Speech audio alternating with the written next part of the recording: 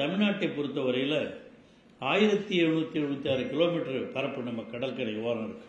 அந்த 1076 கிலோமீட்டர் கடற்கரை தூரத்தில் கிட்டத்தட்ட 1328 ஆமைகள் உயிரிழந்திருக்கின்றன.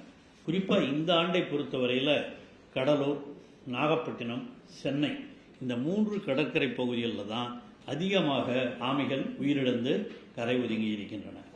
அவைகள் முட்டை இட்டுதுன்னா அந்த முட்டை கடற்கரையில் முட்டையிடுகிற பொழுது அவைகள் அந்த முட்டைகள் பொரிக்கப்படுவதற்கு 7.8 வாரங்களில் ஆமை குஞ்சுகளாக வெளிவரும். 7.8 வாரம் அது வரல அந்த குஞ்சு பொரிக்கிறது ஆமைகள்.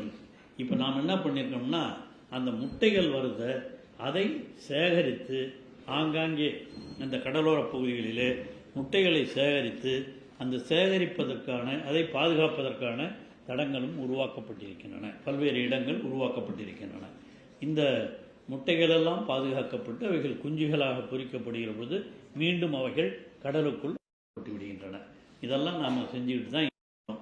அதையும் மீறி இந்த மாதிரி உயிரிழப்புகள் ஏற்படுவதை இன்னும் கவனமாக இருந்து குறிப்பாக அனைத்து துறைகளும் ஒருங்கிணைந்து செயல்படுத்த வேண்டும் என்றுதான் நாம் இங்கே முடிவெடுத்திருக்கிறோம். குறிப்பாக அவர்களுடைய ஒத்துழைப்போடு அவர்களையும் இணைத்து அவங்களுக்கு எல்லாம் இது முதல்ல ஒரு கான்சியஸ் உருவாக்கணும்.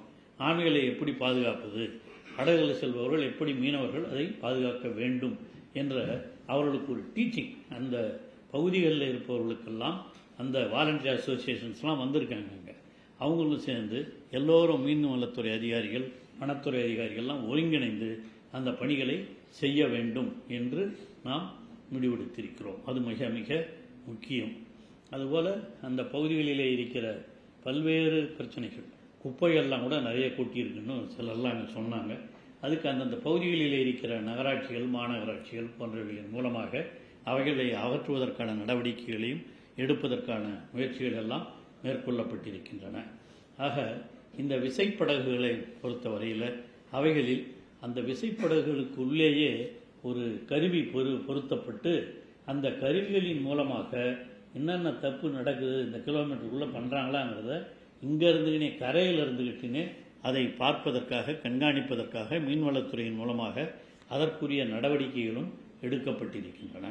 இப்போ மீன்வளத்துறையை பொறுத்தவரையில் அவர்களுக்கு இப்போ வாடகை போட்டு வச்சுக்கிட்டு தான் அவங்க போய் இந்த தூரங்களை கண்காணித்து வருகிறார்கள். வாடகை போட்டு தான்.